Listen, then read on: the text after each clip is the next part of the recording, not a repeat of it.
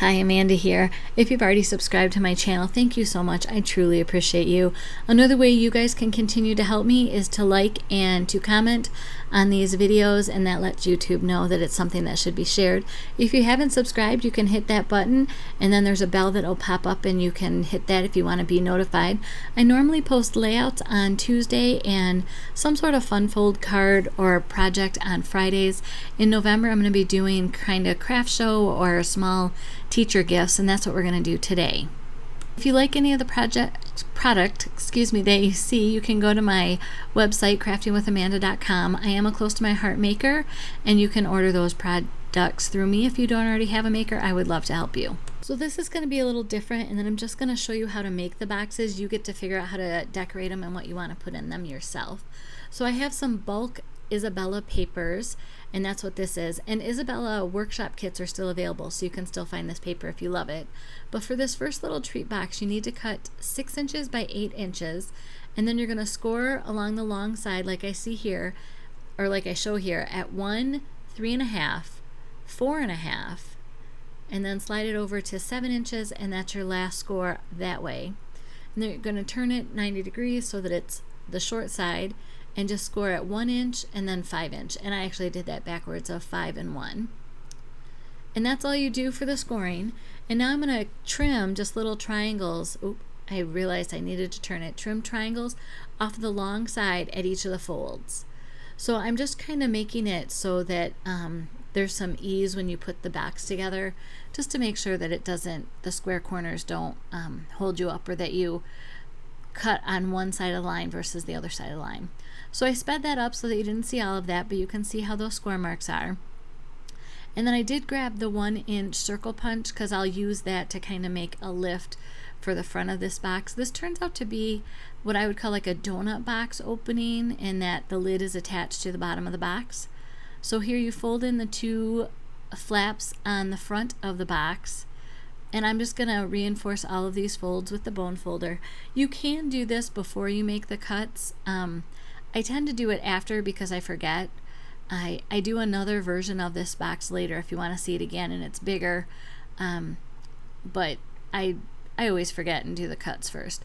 So now you're going to take the flaps from this is the bottom of your box that you're assembling first, or at least that's what I do. And then you just work your way through the box, attaching the different flaps as they need to create this box. So you've done the full bottom is 1 square or rectangle, and then you do the top flaps for the top of the box to complete that. And you'll see that this just kind of folds into itself. I forgot to punch the little round circle before I glued those together, and I do recommend that you punch your circle before you glue the sides. It's just a little easier, and you can get a bigger bite out of the circle punch without it bumping up against the top. And these are just some treats that I have around the house, and kind of showing you that you can fit a whole bunch of things into this really little small size box. It starts as a 6 by 8 square or rectangle, and that's all it is. So now I'm taking the leftovers of that 6 by 8 piece, and I'm going to make a sour cream box, I'll call it. So where I drew the line the first time, you want to put your glue there and make a cylinder. So I'm going to just curve this around, and I'm using my Versamat as kind of the bottom edge to make sure that those edges are square and line up correctly. And then just use your fingers to make sure that the glue is fully adhered. And now I just squish one edge. You can't really see under my hand, but I'm just squishing that cylinder on one edge, and I'm going to glue it shut. And I really like to make sure that that glue is fully spread out and good. So see, I didn't squish the other side. So now in the opposite direction is how you close the other end. So put your treats in it first. These are great for like jelly beans or peanuts, trail mix, anything small can go in there. I actually use these for advent calendar gifts for my kids. And then I'm just using my reverse tweezers to hold that second side shut. And I had some flowers on my desk, as you can see in my little bowl here, so I thought that I would give you some suggestions for, you can attach a flower here on the front and put a leaf behind it, and it just makes it kind of nice. And like I said, I'm going to show you how to, oh, I found some more treats. That's what I'm showing you here. So you can see how many you can really fit into this. So 6 of the Hershey's Reese cups, plus you can actually get 4 of the small Kit Kats in there. So you can pack quite a few in those little boxes. So now I'm going to go and show you how to make. This will fit standard size A2 cards and envelopes, but it's the same style box that we did for the treats. So you can see here that's last week's Fun Fold Friday card, and I put some envelopes in there so you can see that they all fit. I realized at this point that I forgot to punch my little circle, and again I glued the top together before I punched that, so don't make my mistake, do it correctly.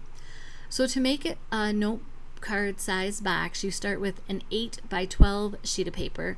So I'm cutting 4 inches off of this just so I don't have to pull the arm out on my cutter right now. But I'll realize, oh, well, you should have just pulled the arm out because you have to do it for scoring anyhow. And I end up scoring this kind of backwards. So I started and scored at 11, and then I slid it back down to 6.5, and now 5.5, and then I'll score it all the way over and do the last 1 inch score. Turn it 90 degrees so it's tall way, and then 1 inch and slide it over to 7 inches and make those 2 score lines. And again, that's it for scoring, and you just have to use your scissors to trim everything. Again, you can crease the folds first. Sometimes on papers that are a little harder to see, I'll go ahead and reinforce the score lines and fold it because that just makes them easier to see. So again, I skipped ahead here, and just if you pull out those little triangles, try to pull them down away from the paper instead of like up where it might rip in the crease of where those are folded. Here I'm just reinforcing those folds, and I'm going to do each of these individual ones again because I forgot to do it beforehand. So learn from my mistakes. That's all I can say. I do think that I remembered to find my center mark and punch my circle this time because, you know, I did it wrong twice before, so third time's the charm. So again, for me, I like starting at the base of my box, and if you saw there, I was kind of reinforcing or holding it against the Versamat or against my desk just because it gives it a square edge to lean up against. So here I'm using the ruler on the Versamat, and I did mark the center, and now I'm punching the circle. Yay! So you can actually get a bigger bite out of that. Add your glue, finish forming your box top.